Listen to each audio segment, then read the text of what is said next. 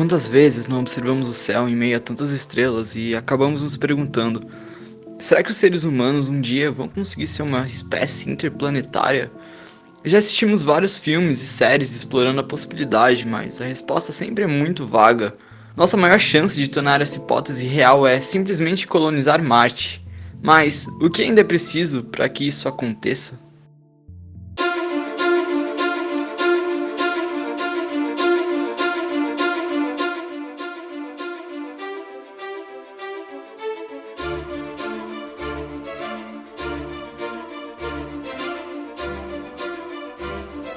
Pode até parecer papo de ficção científica, mas colonizar algum outro planeta é fundamental para a sobrevivência da espécie humana. Toda a vida que existe aqui na Terra, ela acabou sendo moldada pelas condições naturais que a gente tem no nosso planeta. Nós temos uma atmosfera adequada, nós temos alimentos, nós temos água líquida e nós temos também temperatura ideal.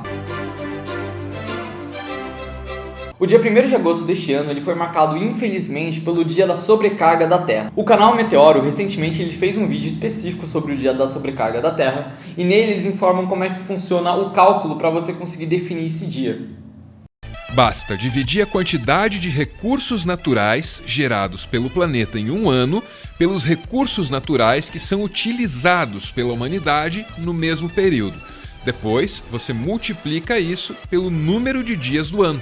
Esse cálculo vem sendo realizado desde os anos 70 e a conclusão é meio preocupante. A humanidade está usando cada vez mais recursos do que o planeta pode oferecer. A temperatura média da Terra ela é definida pela quantidade de gases de carbono e de metano que tem na sua atmosfera. A Terra sem esses gases teria uma média de temperatura de menos 19 graus Celsius mais ou menos. E sempre foi desse jeito. O efeito estufa ele é um efeito natural. A gente depende do efeito estufa para a gente ter uma temperatura regulada no planeta Terra. Com o aumento do consumo de petróleo no último século, a gente acabou retirando o carbono que já estava enterrado há milhares de anos e acabou jogando ele de volta para a atmosfera, o que acaba intensificando cada vez mais o efeito estufa. Lembrando que o efeito estufa ele é essencial para a vida humana, só que a gente está acelerando ele cada vez mais e a temperatura do planeta está aumentando cada vez mais. We are close to the tipping point where global warming becomes irreversible.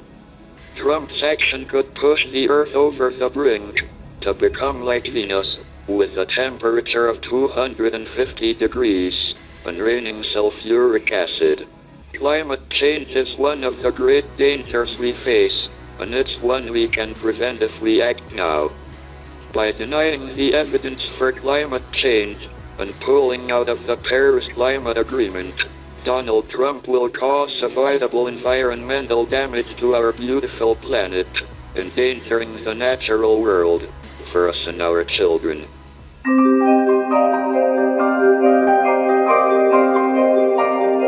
Bom, mas vamos aos fatos. Por que a gente escolheu Marte para ser a nossa futura casa? Bom, Marte ele se encontra numa zona habitável do nosso sistema solar. Zona habitável simplesmente é aquela zona em volta de uma estrela, onde não é tão quente nem tão frio. Não é tão quente para evaporar água e também não é tão frio para congelar água.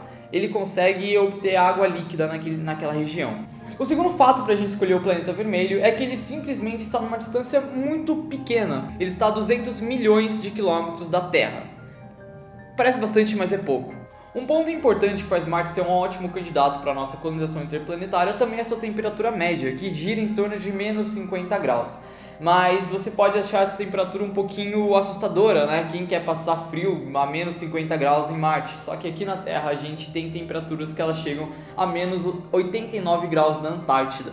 Os ciclos diários dos seres humanos eles não vão ser afetados lá em Marte, já que o dia lá tem 24 horas e 37 minutos. São 37 minutos a mais para você relaxar um pouquinho, que você não consegue fazer aqui na Terra. Um dos problemas que a gente enfrentaria em Marte é a gravidade, porque ela é só 1/3 da nossa. E isso seria um problema de locomoção e também isso acabaria afetando a nossa estrutura óssea. Mesmo com todos esses argumentos, a gente ainda não sobreviveria em Marte, porque a atmosfera daquele planeta ela está fora do chamado limite de Armstrong. Nada mais é que a pressão atmosférica que o ser humano ele suportaria. Ou seja, para a gente colonizar Marte, a gente precisa deixar ele um pouquinho mais parecido com a Terra. E para isso a gente pode fazer um processo chamado terraformação. A terraformação é simplesmente um conjunto de métodos que fariam com que o planeta vermelho ele se parecesse um pouquinho mais com a Terra. Por enquanto a gente ainda não tem tecnologia o suficiente para a gente conseguir fazer uma terraformação efetiva, mas a gente tem alguns planos em mente. No polo sul de Marte existe uma quantidade suficiente de dióxido de carbono congelado. A ideia é simplesmente forçar o derretimento dessas geleiras para liberar o gás até termos uma atmosfera suportável para o corpo humano. Só que o ar ele seria tão rarefeito como no Monte Everest, o que acabaria exigindo máscaras para a gente conseguir respirar. Os espelhos orbitais seriam feitos de uma fina camada de PET com alumínio, que seriam lançados na órbita de Marte para aumentar a insolação total que o planeta ele acaba recebendo, o que direcionaria a luz do Sol sobre a superfície e aumentaria a temperatura do planeta, sublimando a camada de dióxido de carbono das calotas polares, contribuindo também para aumentar o efeito estufa em Marte, o que acabaria deixando Marte mais quente e possivelmente com uma temperatura onde o ser humano ele suportaria. Existem dezenas de maneiras da gente terraformar Marte, mas infelizmente nenhuma dessas maneiras é viável por enquanto.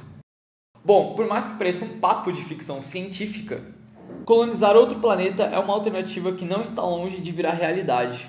Agora só nos resta esperar.